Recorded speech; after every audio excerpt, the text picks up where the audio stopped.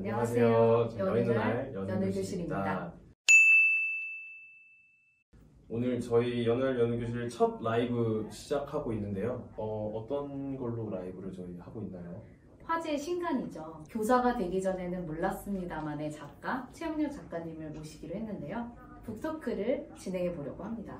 네, 평소에 최문혁 작가님께 연락이 안 왔어요. 저는 작년 한 8월쯤에 연락을 마지막으로 받고 있다가 갑자기 카톡이 오길래 전 청첩장인가 이 생각을 했었는데, 저도 그 생각을 했었죠. 네, 원래 근데, 평소에는 네. 최민혁 작가님은 일절 연락이 없으시죠. 갑자기 연락이 오셔서 본인 아니, 필요할 때만 찾는 스타일인데, 그래서 이번에는 무슨 일로 필요할까 했는데 네, 이제 북토크를 했으면 좋겠다. 네, 북토크 7월 1일 6시 장소만 딱 공지해 주셨어요. 그리고 알아서 준비하라. 그래서 저희가 딱 세팅 마치고 오늘 이렇게 시작을 하게 됐습니다. 그래서 이제 그 책에 대한 얘기를 나눠보도록 할 텐데요. 저희가 이야기해보는 것보다는 작가님 모시고 이야기하는 게 좋을 것 같아서 지금 한번 모셔볼까요? 네, 최윤혁 작가님 모시겠습니다. 박수로 맞이해주세요.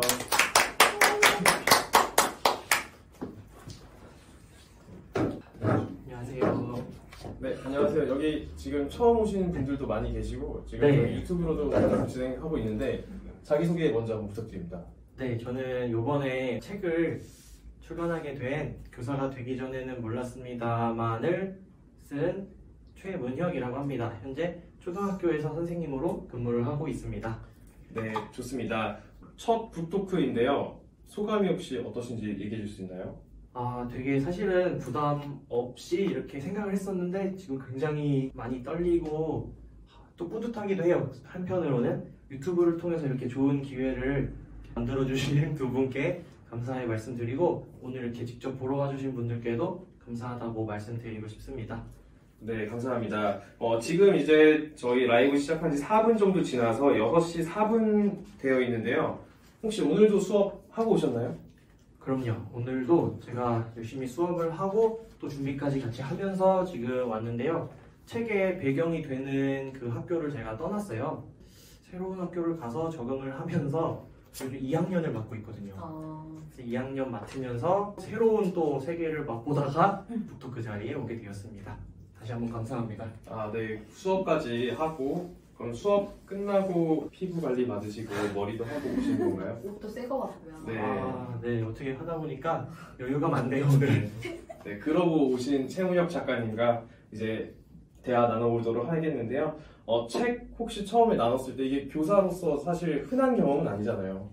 그랬을 때 주변 반응이 어땠나요, 혹시?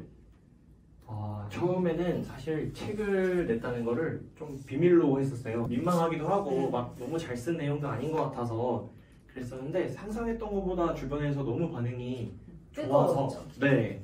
그래서 어떻게 하셨는지 신문사에서도 연락을 주셨더라고요. 그래서 저도 그 기사 봤어요. 아. 나오더라고요. 네, 그게 갑자기 연락이 와서 책 내셨냐고. 진짜. 그래가지고 혈결에 인터뷰를 해서 무슨 얘기를 했는지도 모르겠어요. 긴장이 돼서.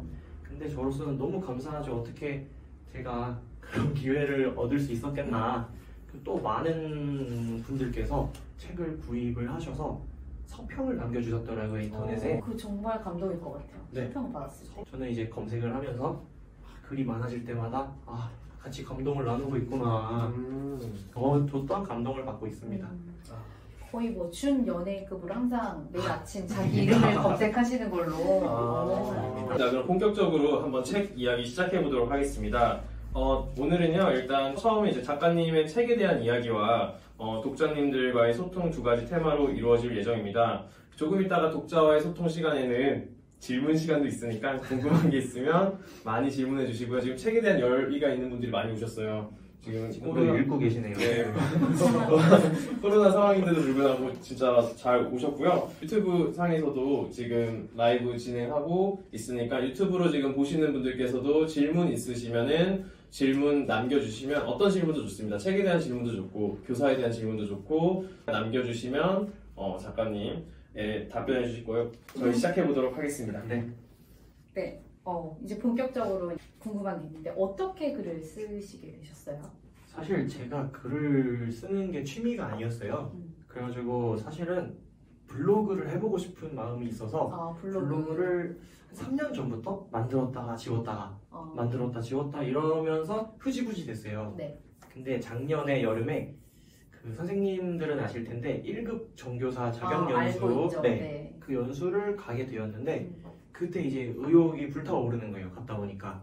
그래서 글을 제대로 써봐야겠다 하면서 이상하게 또 블로그를 만들었어요.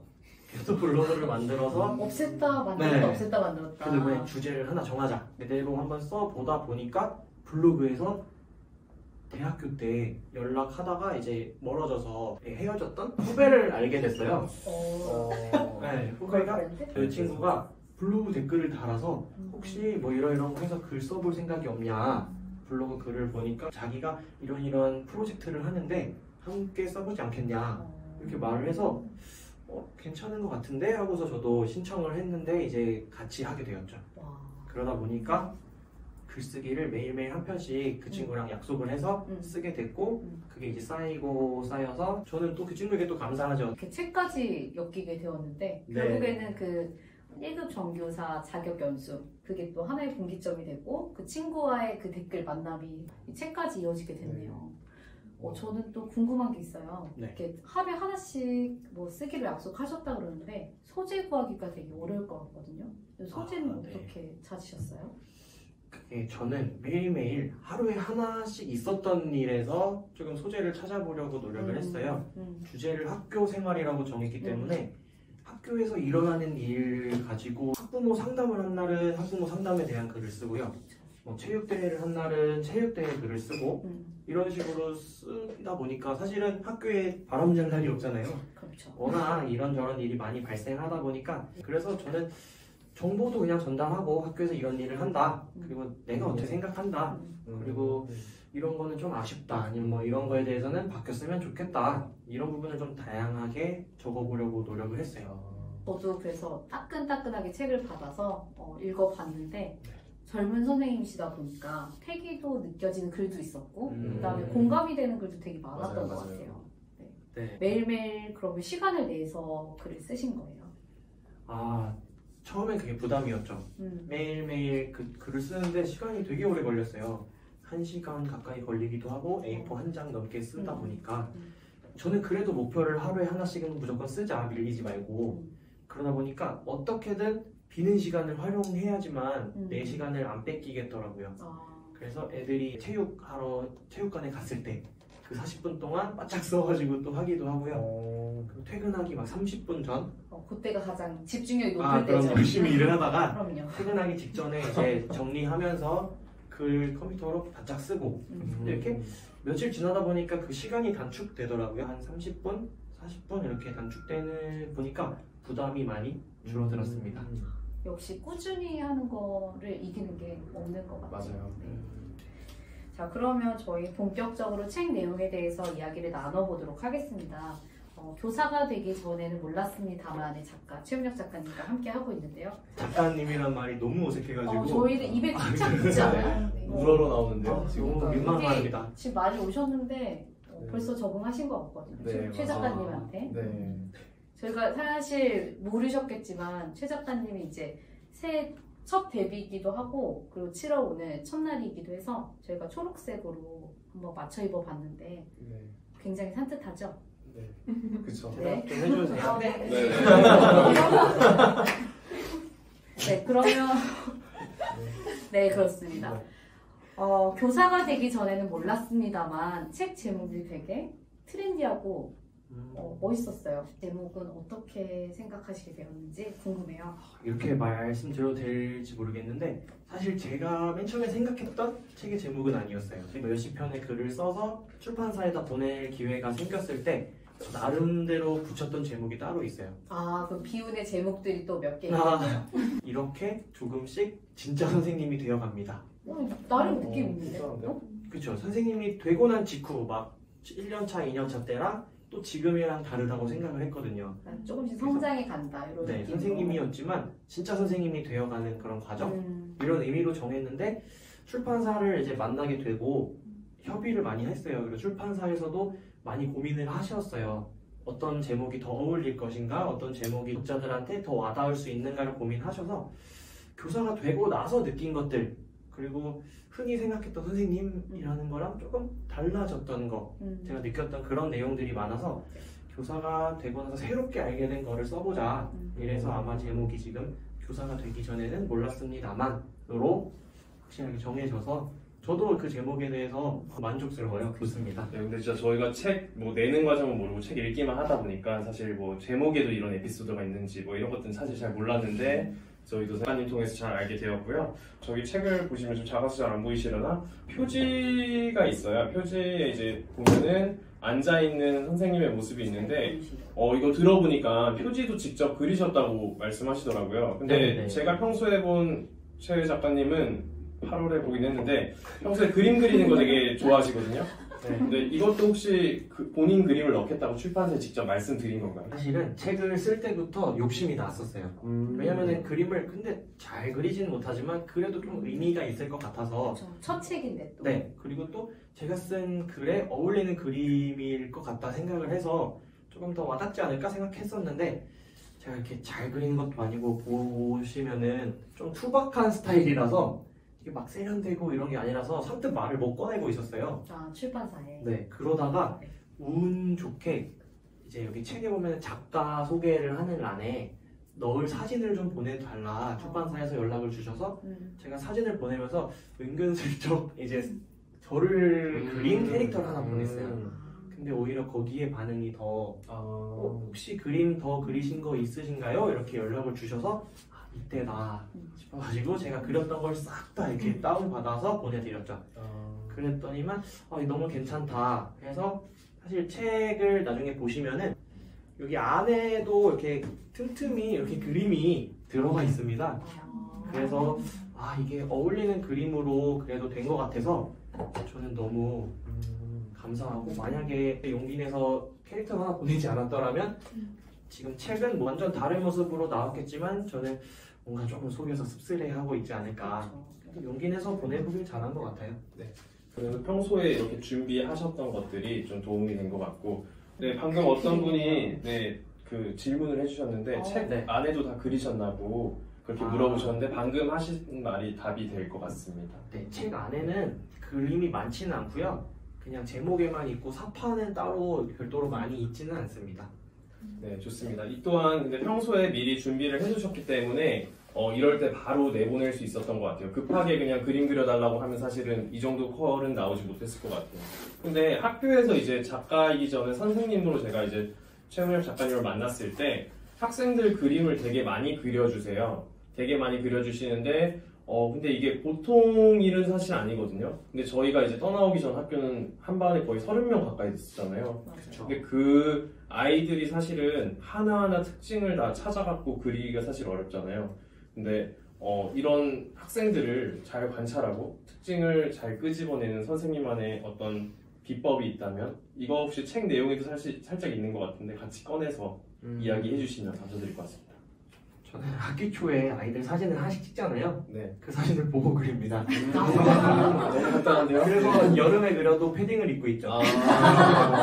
네, 농담이고요. 그런 것도 맞긴 하지만 최대한 좀 대화를 많이 나누려고 노력해요. 뭐 상담이다, 뭐 정기 상담이고, 뭐 수시 상담이다 이런 거창한 말은 어울리진 않는 것 같고 그냥 뭐 오늘은 뭐 먹었냐, 그렇죠. 손에 들고 있는 게 뭐냐, 고민이 있니, 뭐 성격은 어떻고 하다 보면은 좀 파악할 수 있는 것들이 많아요. 그래서 그런 거를 좀 생각하고 책에도 좀 있지만 대화를 나누다 보면은 알게 되는 게 무심결에 좀 많더라고요. 그렇죠. 이해되는 면도 생기고 그래요. 제가 이래서 오늘 저랬구나 하루 종일, 이래서 기분이 안 좋았구나 이렇게 하나씩 파악하고 알아가다 보면은 그림 그릴 때 저도 모르게 무의식적으로 반영이 되는 것 같아요. 조금은 아주 조금은 재밌게 그려지지 않을까 그렇습니다. 네, 이런 것 또한 이제 교사가 되기 전에는 몰랐던 네. 내용이 될 수 있을 것 같습니다. 대화를 통해서 아는 네, 거. 이제 책 내용으로 가서요. 저희가 이제 목차를 한번 쭉 세보니까 65편 정도가 되더라고요.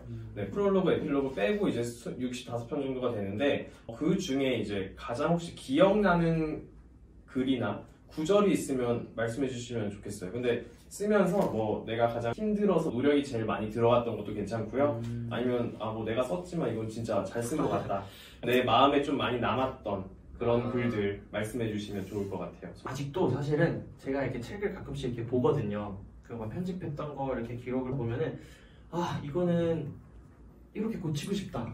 이거 개정판에 대한 의지로 이거 이렇게. 근데 반면 내가 이런 글을 썼었나 싶은 글이 있어요. 내가 이때 왜 기억이 안 나지? 이러면서 이런 문장을 내가 썼다고 할 정도로 사실은 다시 읽게 되는 글들이 있습니다.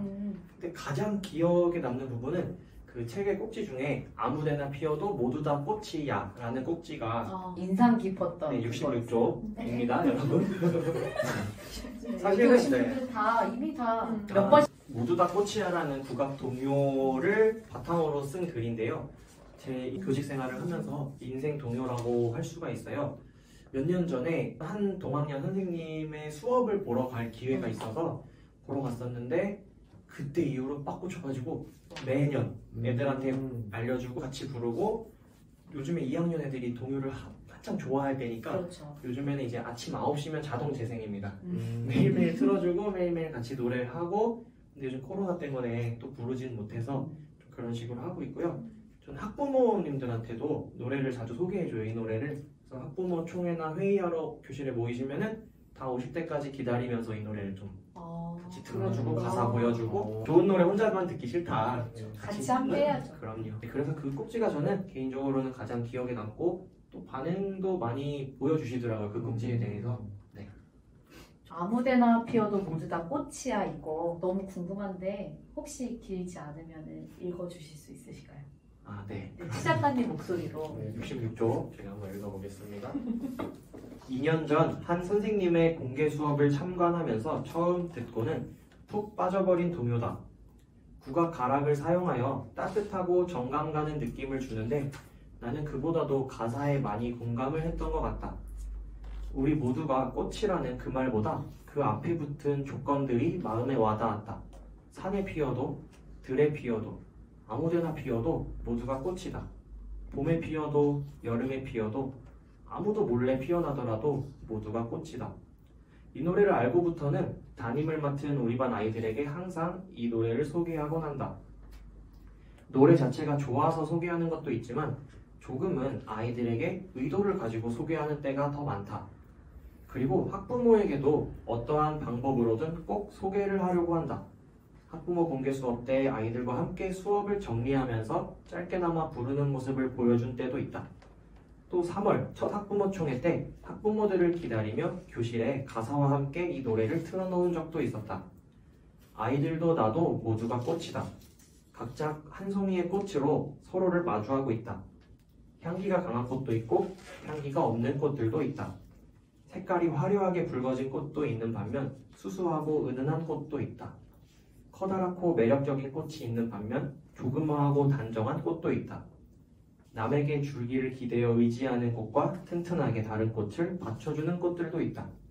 식물원, 화목원, 수목원, 어디가 되었든 방문해본 기억을 떠올려보자. 형형색색의 아름다운 꽃들이 각자 자리를 찾아 조화를 이루고 있다. 우리가 평소에 흔히 보는 익숙한 꽃들도 많지만 평소에는 보지 못했던 그리고 존재 자체를 몰랐던 생소한 꽃들은 더 많다. 어찌 보면 우리 교실이 그렇다. 우리 어른들은 대부분 평소에 흔히 볼 수 있는 평범한 성향과 태도와 습관을 가진 아이들을 표준이라고 생각하고 지낸다. 그런 아이들이 가득한 교실이라는 가정하에 모든 것이 이루어진다. 교육과정을 만들 때부터 1시간, 2시간 직접 수업을 하는 그 순간까지 그런 꽃이 눈앞에 펼쳐져 있기를 바라며 모든 일을 진행한다.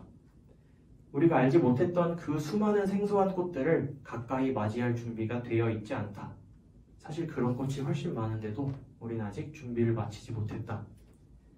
아이들에게는 서로를 소중히 생각해 주길 바라는 마음에 이 노래를 들려준다. 그리고 자기 자신 또한 얼마나 특별한 한 송이의 꽃인지 한 명의 사람인지 생각해 보았으면 하는 마음에 이 노래를 들려준다. 누가 어떤 꽃인지, 누가 더 아름다운지, 누구의 향기가 더 매력적인지를 따지고 비교하기보다는 아이들 스스로가 그저 한 송이의 어여쁜 꽃이라는 것을 알아주었으면 하는 마음에 들려준다.